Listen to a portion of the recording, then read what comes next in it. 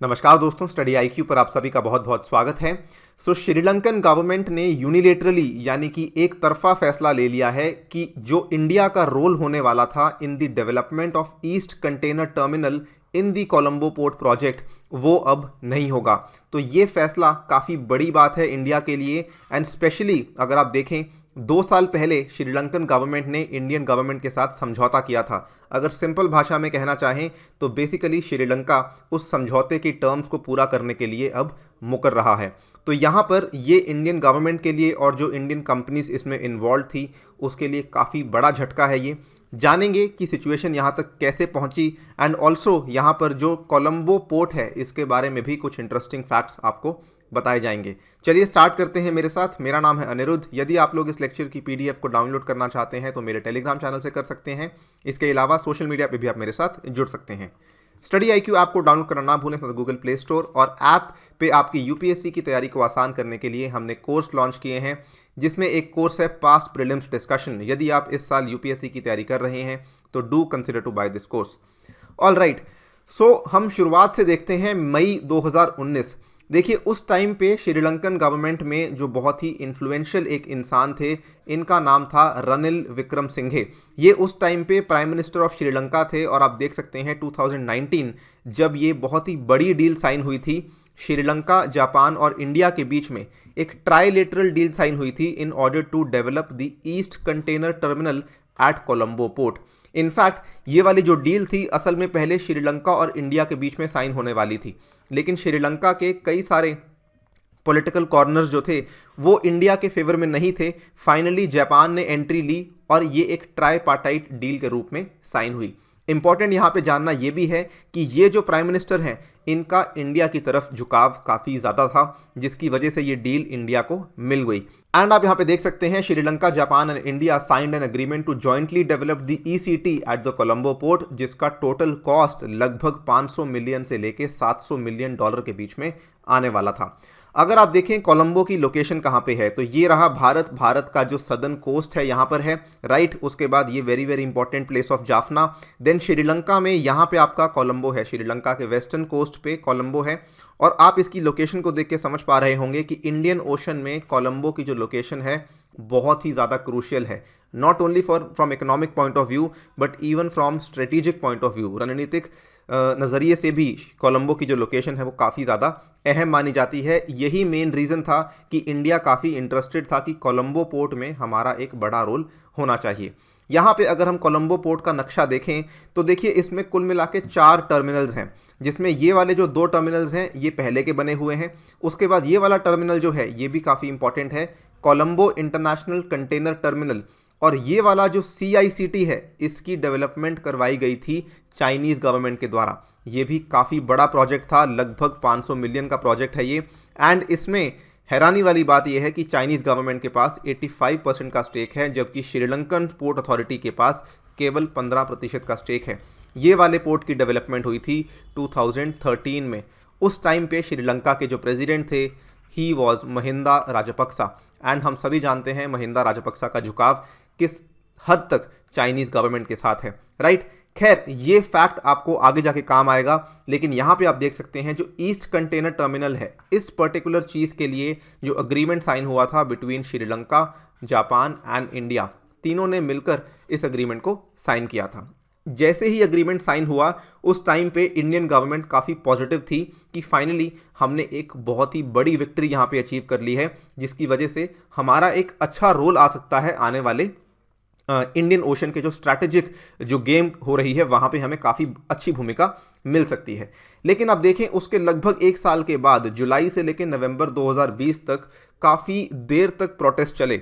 श्रीलंका के जो पोर्ट के वर्कर्स थे, जो यहाँ के पोर्ट के यूनियंस थे, उन्होंने कहा कि हम ये इंडिया को डील में नहीं लाना चाहते हैं, हम इस चीज़ के खिलाफ हैं कि हम ये नहीं चाहते कि कोई भी फॉरेन देश आके श्रीलंका के इन स्ट्रैटेजिक टर्मिनल्स के ऊपर अपना शेयर जताए या फिर किसी भी तरीके से वो यहाँ पर एक बड़ा शेयर रख पाए। इसके बाद क्या होता है, जनवरी 2021 में आ जाते हैं हम, और यहाँ पर एक्सटर्नल अफेयर्स मिनिस्टर जो हमारे विदेश मंत्री हैं डॉक्टर एस जयशंकर, ये पहुँच जाते हैं Sri Lanka to interact with their leaders. इन्होंने इस पूरी मीटिंग में इस चीज़ को इंश्योर करवा दिया कि हमारी जो इंडियन बैक डेवलपमेंट है ना, इस पे किसी भी तरह की कोई आंच ना आए, हमारा जो ईस्ट कंटेनर टर्मिनल में जो हमारा स्टेक है वो यहाँ पे बना रहे और इंडियन गवर्नमेंट के साथ श्रीलंकन गवर्नमेंट काम करती रहे।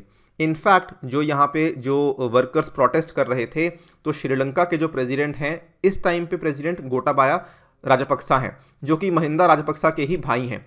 इन्होंने पोर्ट वर्कर्स को भी आश्वासन दिया, इन्होंने उनको बताया कि जो इंडियन कंपनी है अदानी ग्रुप, ये इन्वेस्ट करेगी, लेकिन हम आपको इस चीज़ का एश्योरेंस देते हैं कि इनके पास मेजॉरिटी स्टेक नहीं होगा। मेजॉरिटी स्टेक जो है वो श्रीलंका पोर्ट अथॉरिटी के पास होगा और इंडिया और जापान के पास मिल करके 49% स्टेक होगा। यहाँ तक सिचुएशन कंट्रोल में आ चुकी थी।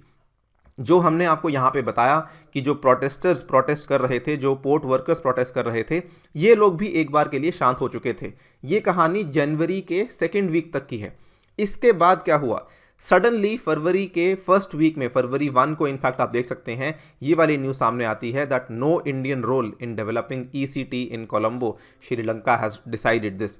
तो श्रीलंका ने डिसाइड कर लिया है कि इंडिया का अब कोई रोल नहीं होने वाला है, इंडिया की कोई भूमिका नहीं होने वाली है to develop the strategic east container terminal at the Colombo port. अब यहाँ पर ये पूरा का पूरा जो पोर्ट डेवलपमेंट है वो श्रीलंका खुद करने वाला है। इनफैक्ट श्रीलंका ने जस्ट फॉर, हम कह सकते हैं नाम के वास्ते, बोल दिया है कि शायद हम आगे जाके वेस्ट कंटेनर टर्मिनल इंडिया को ऑफर कर सकते हैं फॉर पॉसिबल इन्वेस्टमेंट्स, लेकिन अभी कोई प्रॉपर एश्योरेंस नहीं दी गई है। ये फैसला लिया गया श्रीलंका की कैबिनेट मीटिंग में, जहां पे उनके सभी के सभी सदस्यों ने यूनानिमसली, यानी कि सबकी सहमति थी और सबने ये बोल दिया कि हम इंडिया का रोल यहाँ पे नहीं चाहते हैं। जापान को लेके कुछ भी नहीं बोला गया है, लेकिन इतना बोल दिया गया है कि इंडिया का रोल यहाँ पर नहीं होगा। नाउ वंस अगेन अगर देखें कि अब श्रीलंका यहाँ पे अपने समझौते से मुकर क्यों गया है, देखिए रीज़न फिर से वही आ रहा है जो पहले था।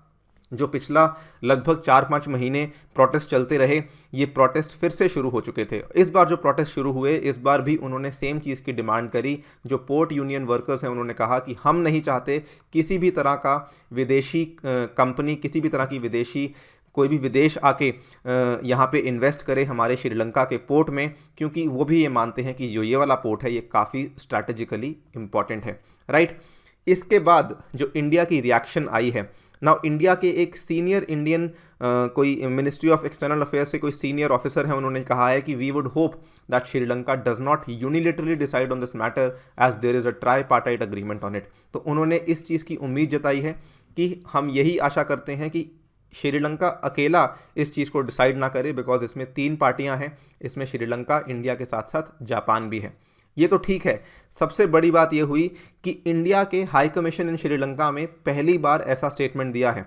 ना ये जो स्टेटमेंट है, देखिए, the remarks prompted a media statement from the Indian high commission for the first time since the controversy heightened. ये भी काफ़ी बड़ी बात है। उन्होंने अपने स्टेटमेंट में ये बोल दिया है, the commitment of the government of Sri Lanka in this regard has been conveyed several times in the recent past. कि इसके पहले जो श्रीलंकाई गवर्नमेंट है उन्होंने बहुत बार कमिटमेंट जताई है और लीडरशिप लेवल पर भी इस चीज़ का समझौता हो चुका है। तो हम यही आशा करते हैं कि सभी साइड्स जो हैं, सभी पार्टियां जो हैं, वो अपने जो कमिटमेंट्स हैं उन पे अबाइड करें और उनको फॉलो करें और उनको पूरा करें। देखिए, लेटेस्ट डेवलपमेंट ये है, ऑब्वियसली चीज़ सही नहीं हुई है, श्रीलंका को यूनिलेटरली डिसाइड नहीं करना चाहिए था।